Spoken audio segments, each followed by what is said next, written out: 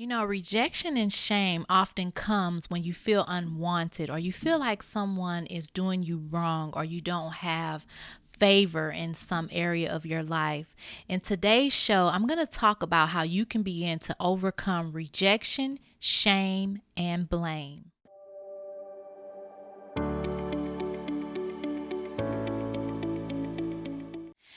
Rejection often comes from a belief that you're not wanted or that you don't feel like you belong or you're not connected in some way. And so you feel rejected.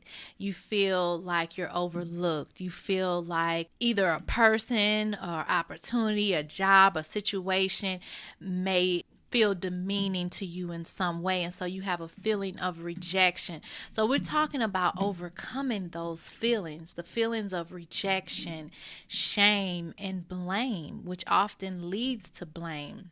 So the emotions of rejection can lead to shame and feeling like a victim.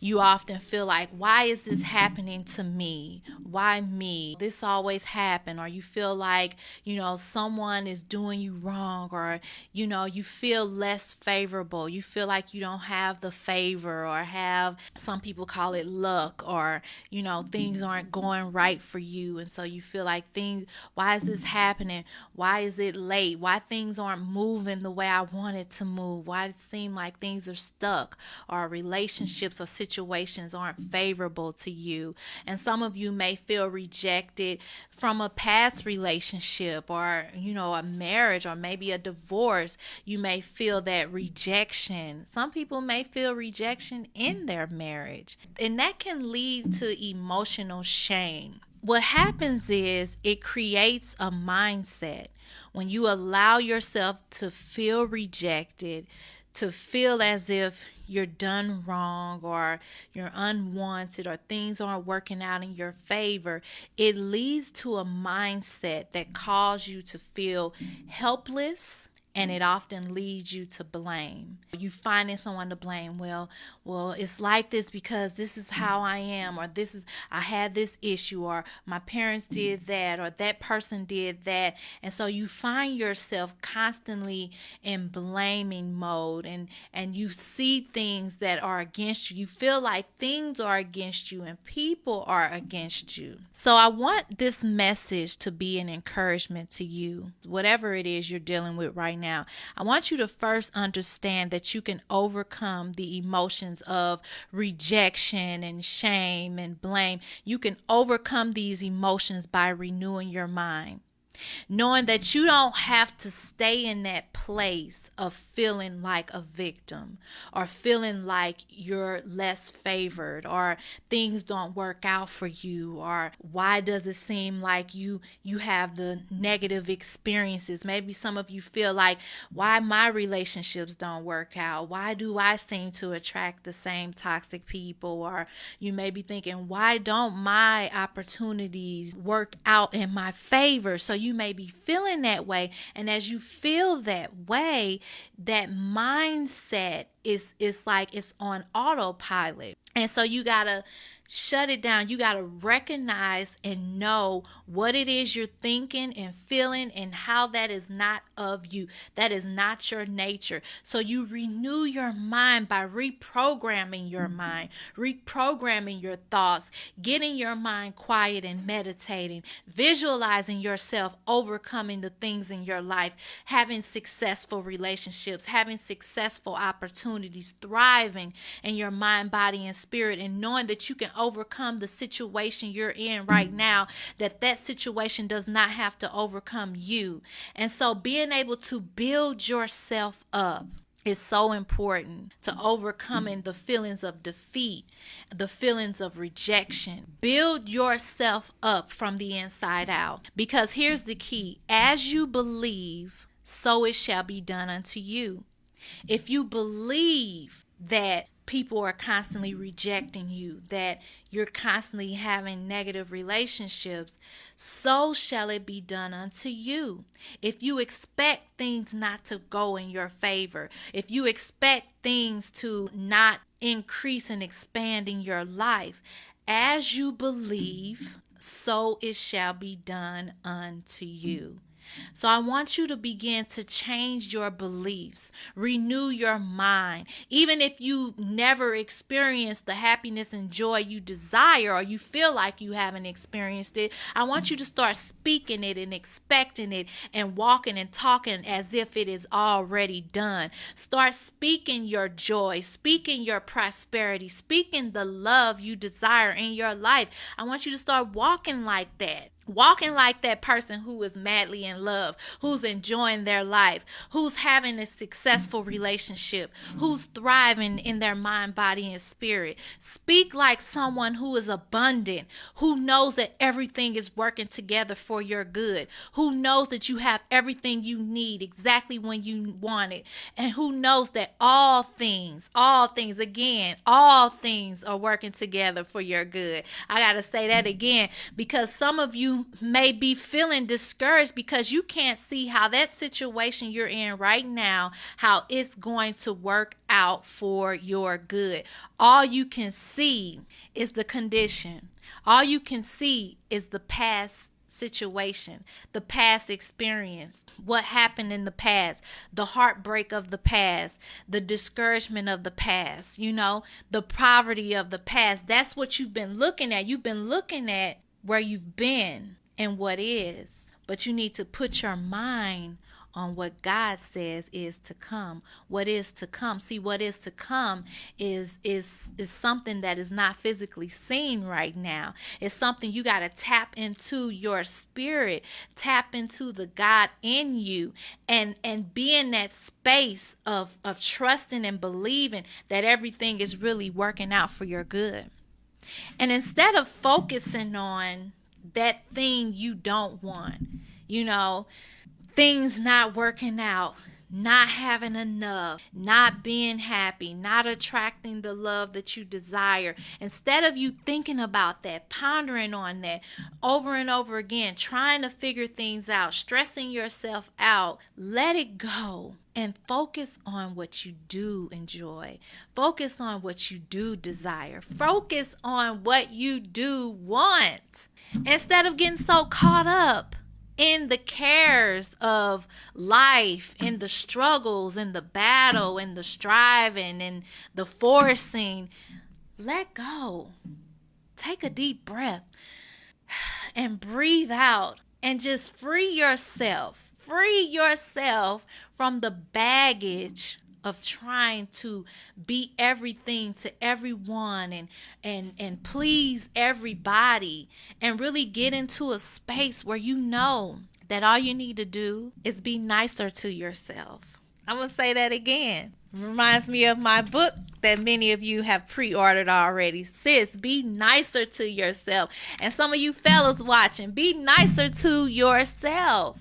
Because the reason why we often self-sabotage and we often get caught up in toxic relationships is because we first don't know how to be nice to ourselves. We don't always know how to give ourselves a break and be good to ourselves and give ourselves rest and stop trying to strive and struggle and force everything else and be something you think that's gonna make other people satisfied or other people like you more. But just be nicer to yourself. Allow yourself to be free. Free yourself from the bondage, from the struggle, from the strife. Because many of you have been you've been working so hard trying to make things happen, and now it's time for you to just let it go. It's time for you to breathe in and breathe out. It's time for you to go out and get in the fresh air and relax. You've been doing all these things trying to be right. Trying to be right puts you in an energy of struggle. It puts you in this energy of trying to strive. You just know that what you are is enough. You don't have to try to be anything. You don't have to strive to be anyone or get anybody approval. Oh, I need to do this. I need to do that. Sometimes you just need to learn how to be. Just how to be. Be nicer to yourself. Embrace yourself. Listen in. Go within. Listen in. Meditate. And stop forcing so much.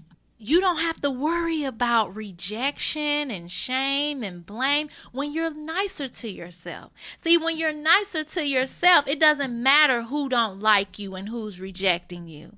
When you're nicer to yourself, it doesn't matter who's trying to make you feel guilty or blame you or make you feel shame. It doesn't matter. You don't allow those things to get to you because you know who you are.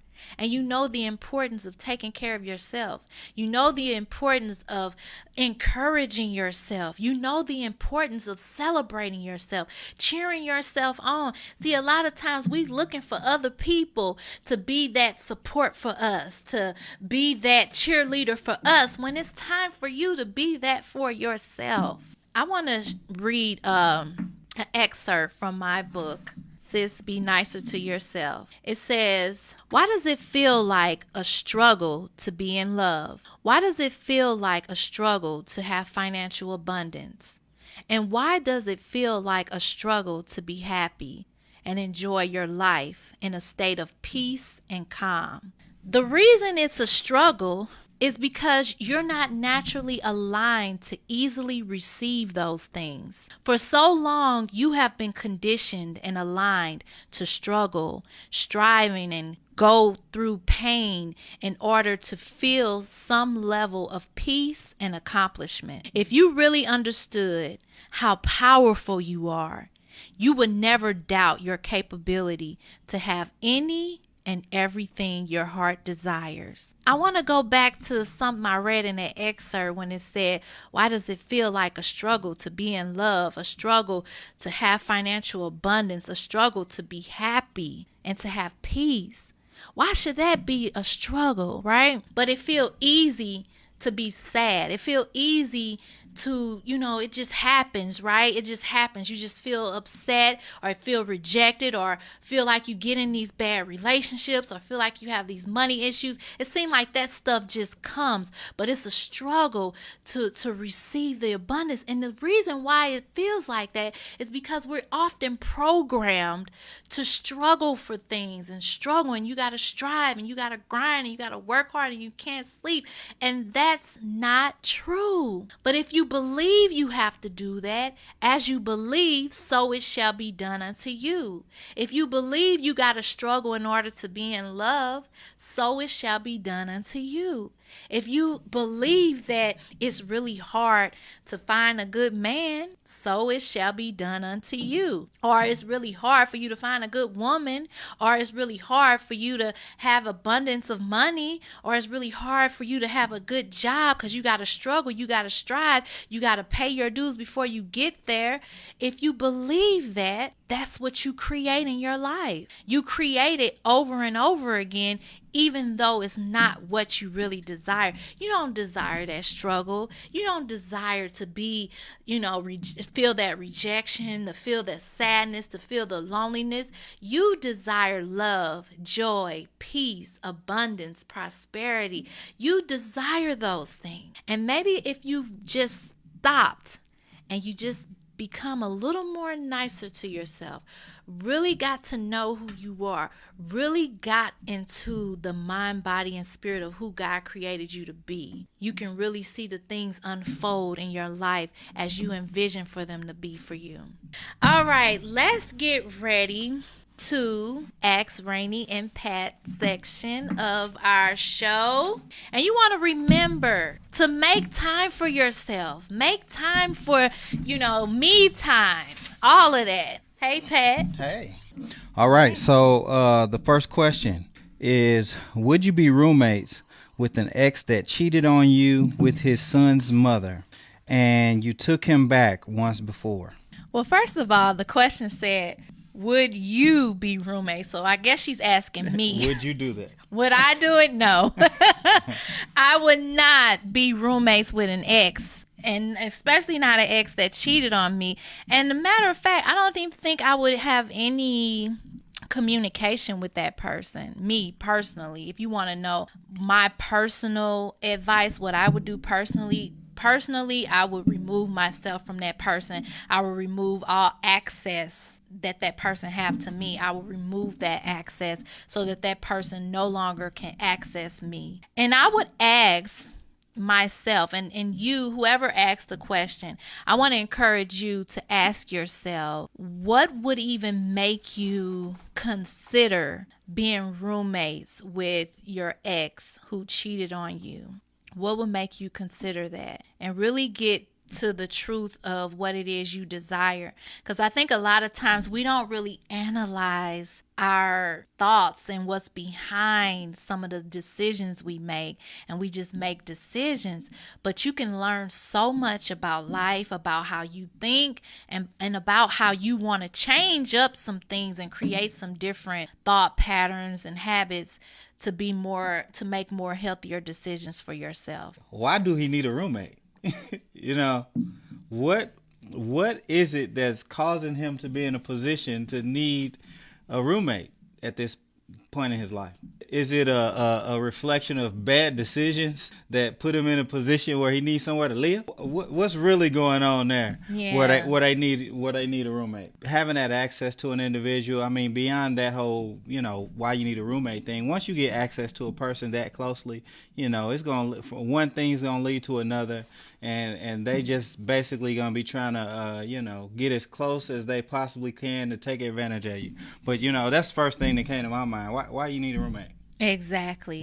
Yeah, you really want to analyze the situation, ask the right questions, really get to the core, because a lot of times we make decisions blindly. We just get into things. Later on, we regret them, because we didn't think things through. So I really want to encourage you to think this through and really do what's best for you. Yeah. And what's healthier for you too. Yeah. I think that too, oftentimes people become so familiar with the past and past relationships and past people and not recognize that time and people have changed. Mm-hmm. And in some instances, some of those bad behaviors, some of those bad negative traits, they didn't change along with the person. Yeah. So you may be looking at the person like, time has changed. We both are in different places in our lives. But the same thing that was inside that person that made him step out and step away from you, to cheat on you, to do all the things that he did, to move out, move on, to have a relationship with somebody else, those are the same things that may still be there and could be the same reason that he's coming back. Because the person that he's in a relationship with is now dealing with something that you just finished dealing with the same person. So you never really know that, but just know that time doesn't change the person from who they were. Sometimes a different person can be in a season that you've already experienced and overcame and healed from, yet this familiar person is making you question whether or not they should be back in your life. And you re-inviting that same situation back into your life. It's like you're opening the door to it. You're opening yourself for that same situation to happen again. You cannot take the responsibilities for the behaviors of other people. So if an individual decides that they want to cheat, that they want to move on, that they want to do something in a relationship, that's their choice. Yes. It has nothing to do with you. It's nothing that I can say, you can say, that can cause somebody to do something. Whatever decision that they make, that's the decision that they've made on their own, based on their personal perspective. Has nothing to do with nobody else. Next question. Why do I keep attracting married men? Recently, my ex, who is a married man, has resurfaced and he's wanting to try to pursue things with me again. What I want to know is it worth entertaining that person or even be friends with him? I did tell him that if he wanted any parts of me outside of friendship, i.e. dating or going on, he needs to be divorced first. Reason I ask is because you mentioned not to force people to be who we want them to be, but just let them be who they are. Oh, wow. Okay. Well, this question is something. It's a loaded question. Yeah. So first, she asks, why do I keep attracting married men? It doesn't matter who comes down your path. If you're entertaining them, ask yourself, why do you keep entertaining married men? Because the question kind of started off sounding like she has no control. Like, I just keep attracting married men. I don't know what's going on. Why am I doing this? When it's like, no, you don't have to entertain married men. You can make the decision if a married man approach you to cut it off. Or let's say you find out the man is married, cut it off. Or how about if you don't know in the beginning, find out before you open yourself up into connected relationship with someone. Find out who they are and whether or not they're married or not. Find all of that stuff out and then don't entertain it. But if you are entertaining married men and you're having relationships with them, that's a different story. Then you want to ask yourself, why am I entertaining it? And then the next part of her question, you're still entertaining a married man. Ask yourself, why am I entertaining this married man? And I'm telling him that he could have a possibility, chance of being with me if he get a divorce. So there's still some openness there. And then she said, the reason I asked, because you mentioned not to force people to be who we want them to be, but just to let them be who they are, which is true. He's a married man. Don't force him to not be a married man. Accept the fact that he's a married man and this is not what you want. My advice goes right along with what I'm sharing with you. Accept the fact that this is who he is. You don't need to try to change him from being who he is in order to fit into your mold. And then ask yourself this: why would you want to be with someone who's coming on to you while he's married? Even if he got a divorce, do you want that kind of relationship with that person who has character flaws, who's willing to be with you, talk to you, try to get with you while he's still married? So ask yourself that. Why would you even entertain it? And why would you want to be with it even after him divorcing? Because who's to say he's not going to do the same thing with you? People are people. When people show you who they are, believe them the first time. Maya Angelou. Yes. Yeah. These men approach single women because they feel that there's some type of safety in doing this while they're married so that they don't have to be single. They don't want to be alone. They don't want to break off relationships with people they might not feel connections with. They want to see who they can get with and who would open up the doors and entertain their approaches. So instead of somebody being honest, a man being honest in the relationship that he's in, having that true character say, if I don't want to be in this relationship, I'm not going to be there. He going to say, well, he left it already mentally, possibly. And because he don't want to be alone, he's going to pursue anybody that gives the impression that they're available, that's open to entertain this relationship possibilities. And oftentimes, and I heard this so much, a lot of times women look at individuals in relationships as if because he got a relationship, he must be a good guy. Misconstruing the fact that, him being in a relationship with somebody don't mean that he cool. People could be just settling in relationships, settling for convenience. That's why statistics say that most people get into relationships that's within their local neighborhood or their local city or within the same region of them, because people are in convenience mode.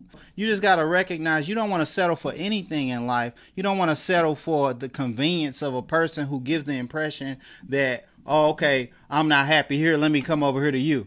Because if they're not happy in that moment, they can feel the same way in another relationship. Yeah, and stop letting people in and out of your life. They come in when it's convenient. They gone for a while and then they come back and you like open to that opportunity. No, don't let people come in and go like that. You got to do better. You got to move forward. And so that's really a test. A lot of times those relationships reappear to test to see where you are. Have you really evolved? Have you really healed? Have you really grown? Because it sounds like you can still be having some insecurity towards some things where you're like, oh, well, maybe if, we're talking, we can be friends, but anything more than that, why do you want to be that person's friend? Why do you want friends like like that. Even intimate relationships, friendships are important relationships as well. Yeah. Why do you want to befriend someone who's not loyal, who's not committed, who's a cheater and a liar? You don't want those kind of friends either. Got any questions?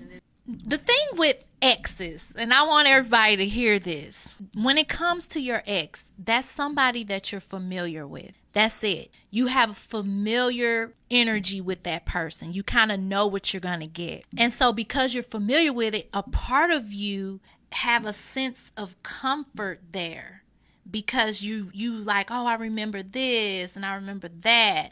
And so what happens is, instead of you allowing yourself to grow, to evolve, to get beyond that, you allow that familiar thing to drag you backwards over and over again.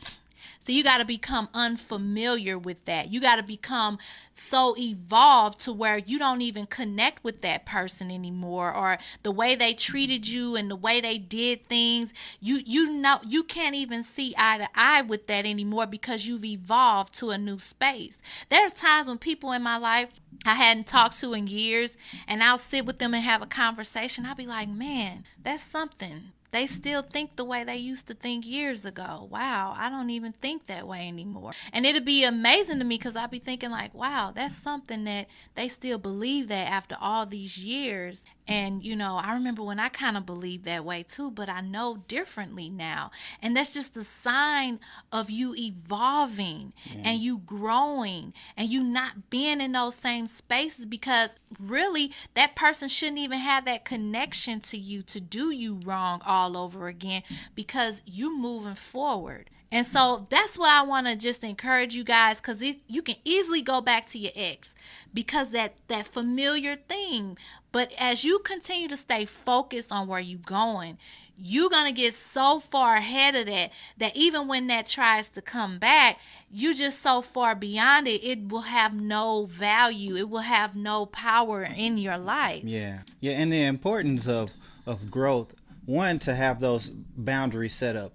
But the key thing in growth is that if somebody that you've known from the past has resurfaced in your life, it should be required that they show a certain level of growth in their life as well. You shouldn't be meeting somebody where they was when you left them 5 years ago.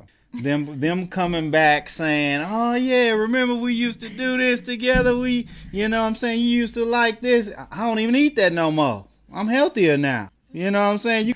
You got to get to know this person all over again. It's required that they get to know you all over again. You got to become reacquainted. Yes. When you've evolved, when you've grown, you cannot allow people to drag you backwards into where things were. You got to keep moving forward. Yeah. Any other questions? Okay, business owner. Yes, definitely praying over your business. And I want to encourage you to also just speak words of life over your business, what you desire, what you desire to see happen for the customers you serve, the quality you want to give. Envision it, visualize it, speak it, declare it. And definitely I'll be praying that you continue to grow and evolve in every area of your life. But yes, and all of you out there that have a vision to be an entrepreneur, to create a business, definitely speak over your vision. Speak over it. Don't give up. Never give up. But know that all things are working together for your good. Write the vision and make it plain. You know, one thing I can say, my life changed when I began to write it all down. Write it down and revisit it and believe and speak over your life. Yeah. Just be thankful for where you are. Especially compared to where you started, because I think most of the time we see our end goals and we have things, big vision, big plans, and we don't always recognize the small steps that we're taking towards where we want to be. Make sure that you're taking an opportunity to just be thankful and to have gratitude for your progress and the process. Yes. You know, if you working to get to where you want to be, I think that'll help you. That'll be fuel to the fire to say, I'm not where I was, and I see the horizon, you know, and I'm headed closer to it every day. Yes, awesome. Thank you guys for joining us. We love you so much. And we want to encourage you to tag your friends in the video, share the video, join us again live every Monday and Friday at 11:30 a.m. Central Standard Time. Bye. Thanks so much for tuning in. This was a great show. I want to hear from you. Let me know in the comments how you will begin to be more nicer to yourself and overcome the emotions of rejection, shame, and blame. Let me know. Also, be sure to like and share our messages with your loved ones. Thanks so much for tuning in, and be sure to join us in the next show.